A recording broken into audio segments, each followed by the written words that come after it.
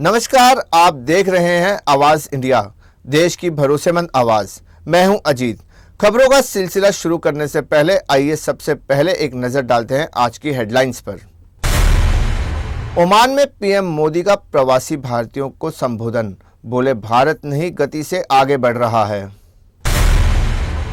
Bharat Oman के बीच हुआ ऐतिहासिक व्यापार समझौता, 98% एयरपोर्ट होगा टैक्स फ्री। लोकसभा में हंगामे के बीच जी राम जी विधेयक हुआ पारित, विपक्ष ने फाड़ दिया बिल की कॉपी, स्पीकर नाराज। हिजाब विवाद पर जावेद अख्तर का सख्त बयान, नीतीश कुमार बिना शर्त मांगे माफी। अब खबरें विस्तार से। ओमान में प्रवासी भारतीयों से घिरे प्रधानमंत्री नरेंद्र मोदी ने भारत माता की जय और वंदे मातरम के नारों के बीच अपना संबोधन शुरू किया। उत्साह से भरे माहौल में पीएम मोदी ने कहा, उनके सामने मिनी इंडिया नजर आ रहा है। ओमान में रहने वाले भारतीय भारत की हर गतिविधि से जुड़े रहते हैं। आज भारत अभूतपूर्व गति से आगे बढ़ रहा है। देश की नीतियों और नीयत दोनों में विकास साफ दिखाई दे रहा है। उन्होंने हालिया आर्थिक आंकड़ों का जिक्र करते हुए कहा कि भारत की विकास दर 8% से अधिक रही है। वैश्विक चुनौतियों के बीच भी भारत दुनिया की सबसे तेजी से बढ़ती प्रमुख अर्थव्यवस्था बना हुआ है। प्रधानमंत्री मोदी ने भारत ओमान सहयोग पर जोर देते हुए कहा कि भारत का स्पेस प्रोग्राम केवल अपने लिए नहीं है। उन्होंने बताया कि भारत ओमान की स्पेस महत्वाकांक्षाओं को भी सहयोग दे रहा है। 6 से 7 साल पहले दोनों देशों के बीच स्पेस कोऑपरेशन समझौता हुआ था। उन्होंने खुशी जताते हुए बताया कि इसरो ने इंडिया ओमान स्पेस पोर्टल विकसित किया है। पीएम ने कहा कि अब प्रयास है कि ओमान के युवा इस साझेदारी से लाभ उठाएं। उन्होंने युविका कार्यक्रम का भी जिक्र किया और साथ ही कहा, भारतीय छात्रों की तरह ओमान के छात्रों को भी स्पेस साइंस से जोड़ने की दिशा में काम किया जाएगा। उन्होंने भारत ओमान दोस्ती के भविष्य की साझेदारी बताया कि भारत और ओमान सिर्फ ज्योग्राफी से नहीं बल्कि जनरेशन से जुड़े हुए हैं। और आप सभी सैकड़ों वर्षों के इन संबंधों के सबसे बड़े कस्टोडियन हैं। साथियों, मुझे भारत को जानिए क्विज में ओमान के पार्टिसिपेशन के बारे में भी पता चला है। ओमान से 10,000 से अधिक लोगों ने इस क्विज में पार्टिसिपेट किया।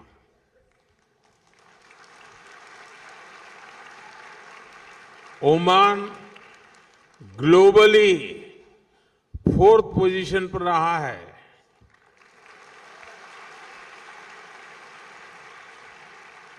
लेकिन मैं ताली नहीं बजाऊंगा।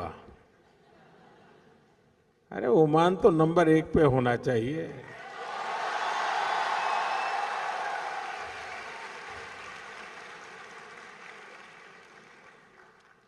मैं चाहूंगा कि ओमान की भागीदारी और अधिक बढ़े, ज्यादा से ज्यादा संख्या में लोग जुड़े।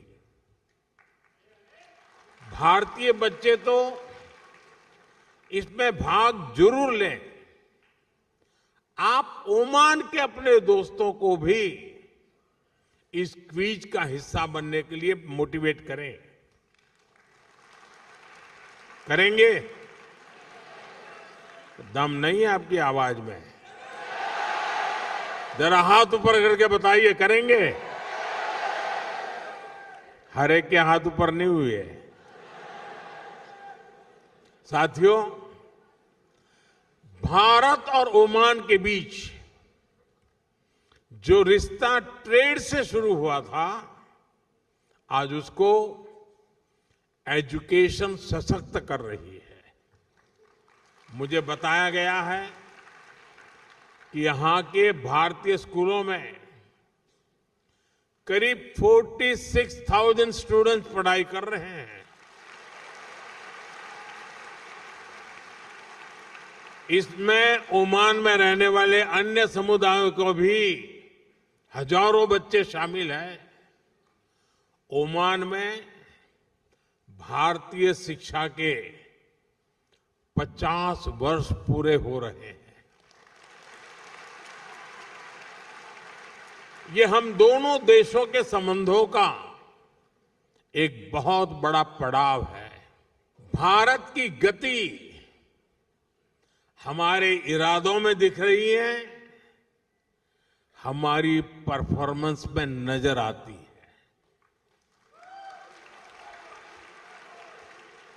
कुछ दिन पहले ही इकोनॉमिक ग्रोथ के आंकड़े आए हैं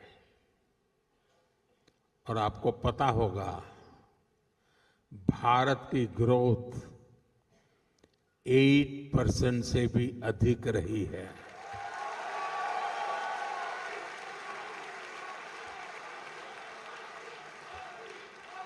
यानी भारत लगातार दुनिया की फास्टेस्ट ग्रोइंग मेजर इकोनॉमी बना हुआ है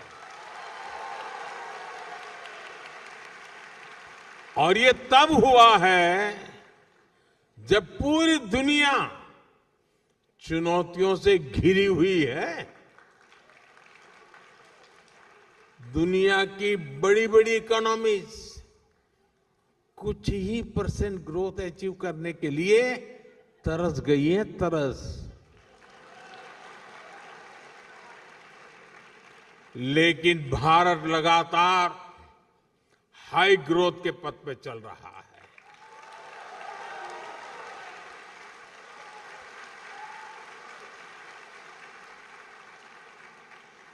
आपको ये बताने के लिए कि इस पेमेंट सिस्टम का स्केल क्या है, मैं एक छोटा सा एग्जांपल देता हूं। मुझे यहां आकर के करीब 30 मिनट हुए हैं, 30 मिनट्स हुए हैं। इन 30 मिनट में भारत में यूपीआई से, मैं इन 30 मिनट की बात करता हूं, इन 30 मिनट में भारत में यूपीआई से 14 million real time digital payments हुए हैं। भारत का स्पेस प्रोग्राम सिर्फ अपने तक सीमित नहीं है, हम ओमान की स्पेस एस्पिरेशंस को भी सपोर्ट कर रहे हैं।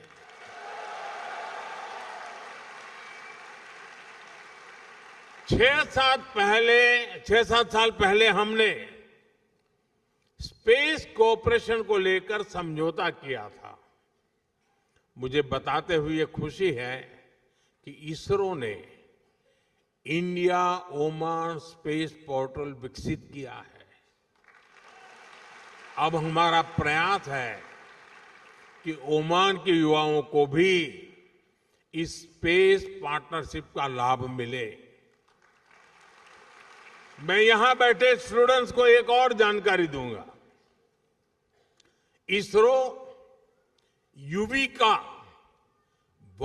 YUVIKA युविका नाम से एक स्पेशल प्रोग्राम चलाता है।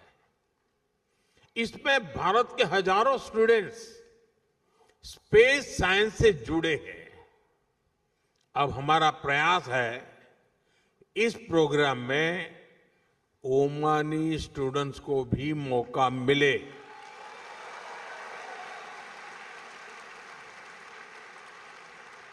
ये युविका याद रखोगे? युविका याद रखोगे?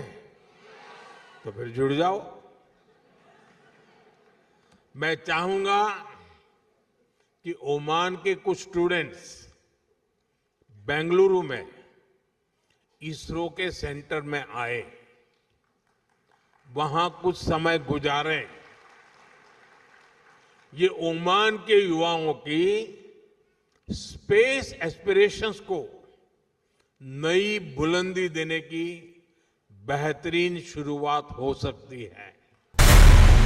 भारत और ओमान के आर्थिक रिश्तों में गुरुवार को एक ऐतिहासिक कदम जुड़ गया। दोनों देशों के बीच मुफ्त व्यापार समझौते पर हस्ताक्षर किए गए, जिसके तहत भारत के 98% निर्यात को ओमान के बाजार में बिना शुल्क के प्रवेश मिलेगा। इस समझौते से कपड़ा, कृषि उत्पाद और चमड़ा उद्योग को सीधा लाभ मिल सकता है। इसके बदले भारत ओमान से आयात होने वाले कुछ उत्पादों पर शुल्क में कटौती करेगा। इनमें खजूर, मार्बल और पेट्रोकेमिकल उत्पादन शामिल है। यह समझौता अगले वित्त वर्ष की पहली तिमाही से लागू हो सकता है। समझौते के बाद केंद्रीय वाणिज्य एवं उद्योग मंत्री पीयूष गोयल ने ओमान के वाणिज्य मंत्री कैस बिन मोहम्मद अल यूसुफ से मुलाकात की। बैठक में दोनों देशों के व्यापार और निवेश संबंधों को और मजबूत करने पर चर्चा हुई। पीयूष गोयल ने बातचीत को सकारात्मक बताते हुए कहा कि भारत ओमान आर्थिक साझेदारी में अपार संभावनाएं हैं। सोशल मीडिया पर पोस्ट में उन्होंने कहा कि यह बढ़ता आर्थिक जुड़ाव प्रधानमंत्री नरेंद्र मोदी और सुल्तान हैथम बिन तारिक के नेतृत्व में आगे बढ़ रहा है। लोकसभा में भारी हंगामे और नारेबाजी के बीच मनरेगा की जगह लेने वाले जी राम जी विधेयक आज पारित हो गया। विपक्ष इस विधेयक को स्थायी समिति के पास भेजने की मांग कर रहा था। अध्यक्ष द्वारा ये कहे जाने के बाद कि विधेयक पर पहले ही विस्तृत चर्चा हो चुकी है, विपक्षी सांसद भड़क गए। कई सदस्यों ने सदन के बीचों बीच आकर विरोध प्रदर्शन शुरू कर दिया। इसी दौरान कुछ सांसदों ने बिल की पंक्तियां फाड़ दी। हालात बिगड़ते देख कार्यवाही कुछ समय के लिए बाधित हुई। अब यह विधेयक राज्यसभा में पेश किया जाएगा। विधेयक को लेकर विपक्ष ने महात्मा गांधी का नाम हटाने को राष्ट्रपिता का अपमान बताया। प्रियंका गांधी वाड्रा, टी.आर. बालू और धर्मेंद्र यादव सहित कई सांसदों ने सरकार पर राज्यों पर बोझ डालने का आरोप लगाया। जवाब में कृषि मंत्री शिवराज सिंह चौहान ने कहा कि कांग्रेस हमेशा नामों की राजनीति की है। उन्होंने कहा कि मनरेगा भ्रष्टाचार का जरिया बन चुका था और नया कानून व्यापक विचार विमर्श के बाद लाया गया है। हंगामे के दौरान बिल फाड़े जाने पर स्पीकर ओम बिरला नाराज हो गए थे। उन्होंने कहा कि जनता ने संसद में कागज फाड़ने के लिए नहीं भेजा। उन्होंने सदन की गरिमा बनाए रखने की सख्त नसीहत दी। नाम रखने की सनक अगर है तो कांग्रेस की है। शैक्षणिक संस्था या यूनिवर्सिटी के नाम राजीव जी पर 55, इंदिरा जी पर 21, नेहरू जी पर 22, खेल और टूर्नामेंट ट्रॉफी के नाम राजीव गांधी जी पर 23, इंदिरा जी पर 4, नेहरू जी पर 2 और माननीय अध्यक्ष महोदय सड़क, जगह, इमारत के नाम 74 ने अपने नामों पर रखे। 51 अवार्ड के नाम नेहरू परिवार के नाम पर रखे गए। 37 संस्थान, चेयर और फेस्टिवल नेहरू जी के नाम पर और इंदिरा जी के नाम पर रखे गए। 39 चिकित्सा संस्थान और अस्पताल इनने अपने नाम पर कर लिए। 15 स्कॉलरशिप इनके नेताओं के नाम पर। 15 नेशनल पार्क जहाँ जानवर रहते हैं वो भी नेहरू जी, इंदिरा जी और राजीव जी के नाम पर कर दिए गए। 5 एयरपोर्ट और बंदरगाहों के नाम और उनके नाम से माननीय अध्यक्ष महोदय कितनी योजनाएं चलाई। तो नाम रखने की सनक इनकी है माननीय अध्यक्ष महोदय। मोदी सरकार तो केवल काम करना चाहती है, केवल काम में हमारा विश्वास है। मैं आपके सामने निवेदन करना चाहता हूं कि इस योजना में 60% पैसा मजदूरी के लिए था, 40% पैसा इसमें मटेरियल के लिए था, लेकिन केंद्र से मजदूरी का पैसा पूरा का पूरा आता है, इसलिए मजदूरी ज्यादा खींच लो और मटेरियल में खर्च ही मत करो। माननीय अध्यक्ष महोदय, मटेरियल पर केवल 26% खर्च किए। कई राज्यों ने तो केवल 19-20% खर्च करने का काम किया और इसलिए जरूरी हो गया था कि एक बार मनरेगा को पूरी तरह से माननीय अध्यक्ष महोदय भ्रष्टाचार के हवाले कर दिया गया था। दिल पे हाथ रख के ये यूपीए वाले भी, ये इंडिया ब्लॉक वाले भी बताएं, कांग्रेस वाले भी बताएं, क्या मनरेगा में भ्रष्टाचार नहीं हुआ? क्या मनरेगा का पैसा लुटा नहीं दिया गया? क्या मनरेगा का पैसा इनकी जेबों में नहीं चला गया? क्या मनरेगा के पैसा इनके नेताओं ने नहीं लूटा? माननीय अध्यक्ष महोदय, ये आवश्यक हो गया था कि मनरेगा का सही उपयोग हो, पैसे की लूट समाप्त हो, उसको केवल जनता को, गरीबों को काम देने में उस राशि का उपयोग हो, और इसलिए पारदर्शिता जरूरी थी, कमियां दूर करनी जरूरी थी माननीय अध्यक्ष महोदय। और इसलिए मोदी सरकार ने, और ये अचानक नहीं किया, स्टेक होल्डर से हमने चर्चा की, कई राज्यों ने से हमने चर्चा की, व्यापक विचार विमर्श के बाद ये विचार बना कि इतनी विशाल धनराशि माननीय अध्यक्ष महोदय, इतनी विशाल धनराशि 8-10 लाख करोड़ रुपया से ज्यादा क्या केवल मजदूरी देने के काम में नहीं, ये स्थायी परिसंपत्तियों के निर्माण में भी लगना चाहिए। और इसलिए जरूरी हो गया था कि मनरेगा के बारे में खुले मन से, खुले दिमाग से एक बार फिर से विचार किया जाए। और इसलिए माननीय अध्यक्ष महोदय, हमने ये तय किया कि मनरेगा के स्थान पर एक नई योजना लेके आए। हमने बापू का नाम नहीं बदला।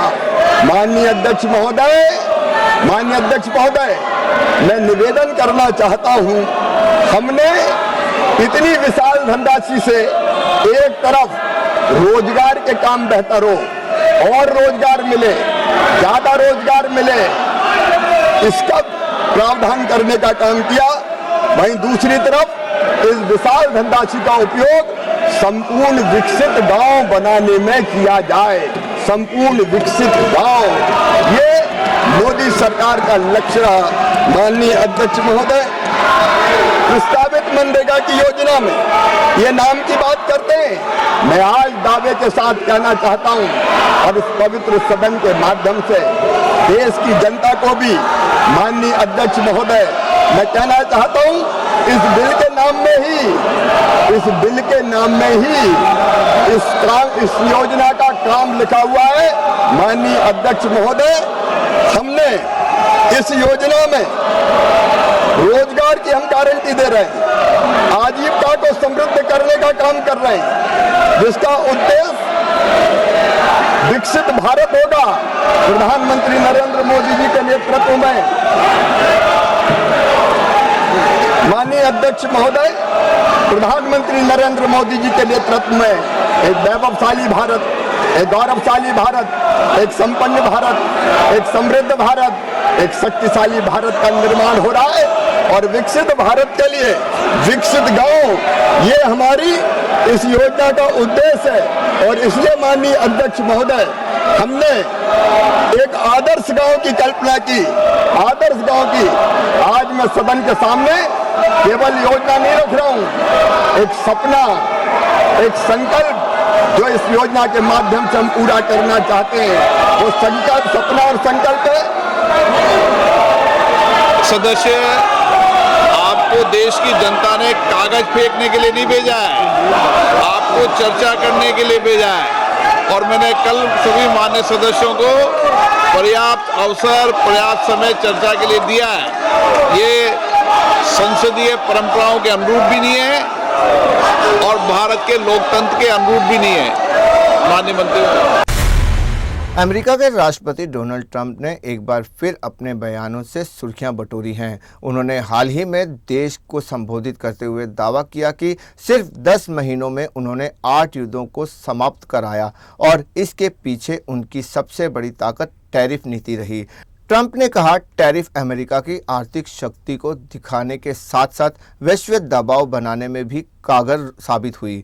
उनका मानना है कि यही नीति उन्हें सबसे ज़्यादा पसंद है और उनकी राजनीति की पहचान बन चुकी है। ट्रंप ने 2026 के एजेंडे में अमेरिका की मजबूती और वैश्विक शांति पर जोर दिया। उन्होंने कहा कि ईरान के परमाणु खतरे को खत्म किया गया, गाजा में संघर्ष रोका गया और बंधकों की रिहाई सुनिश्चित की गई। महंगाई और बढ़ती कीमतों पर उन्होंने कम ध्यान दिया, लेकिन टैरिफ से हुई आमदनी और टैक्स कटौती के जरिए अमेरिकी नागरिकों और कारोबारियों को राहत मिलने का दावा किया। इसके अलावा उन्होंने पूर्व राष्ट्रपति जो बाइडेन और राष्ट्रपति कमला हैरिस पर निशाना साधते हुए पिछले सरकार की नीतियों को वर्तमान समस्याओं का जिम्मेदार ठहराया। वक्त हो चला है एक छोटे से ब्रेक का।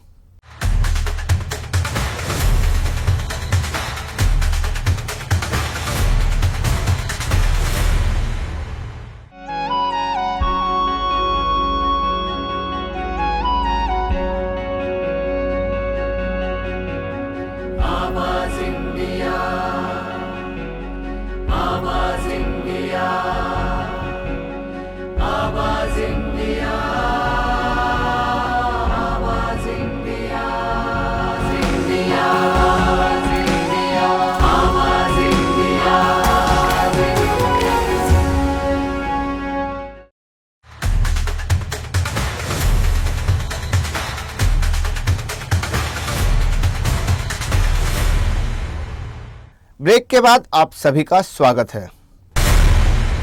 उत्तर प्रदेश विधानसभा सत्र से पहले सियासत तेज हो गई है। समाजवादी पार्टी के राष्ट्रीय अध्यक्ष अखिलेश यादव ने सरकार पर अहम मुद्दों से बचने का आरोप लगाया है।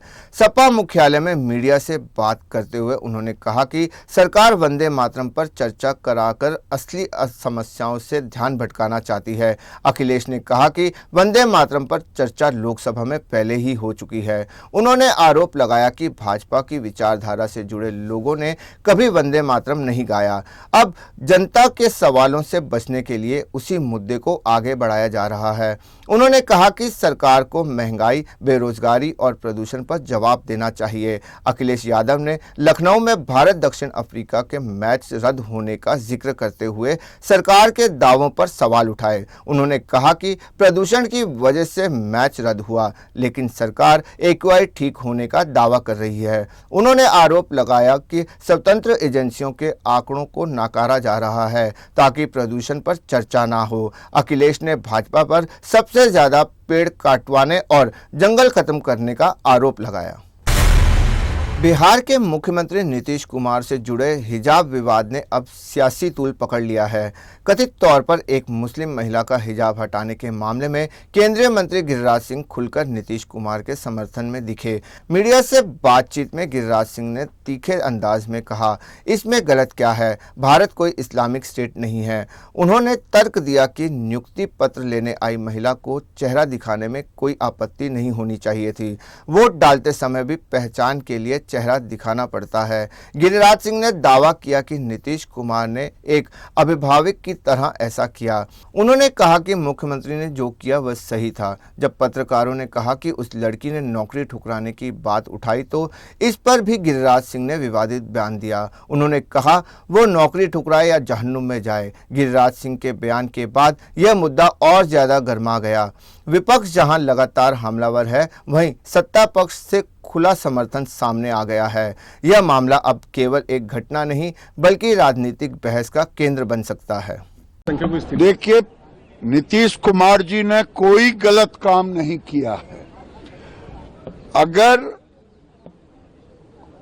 कोई नियुक्ति पत्र लेने के लिए जा रहा हो या जा रही है, क्या उसका चेहरा नहीं दिखाएगी? ये कौन सा, ये कोई इस्लामिक देश है?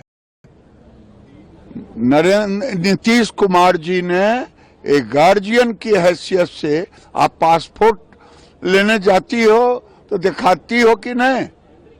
आप एयरपोर्ट पर जाते हैं तो दिखाते हैं कि नहीं? पाकिस्तान और इंग्लिस्तान की बात करते हैं।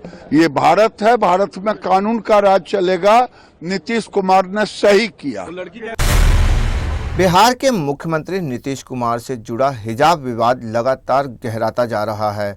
जहां एक और नीतीश कुमार को सत्ता पक्ष से खुला समर्थन मिल रहा है तो दूसरी ओर विपक्ष और लोग लगातार उनकी आलोचना कर रहे हैं।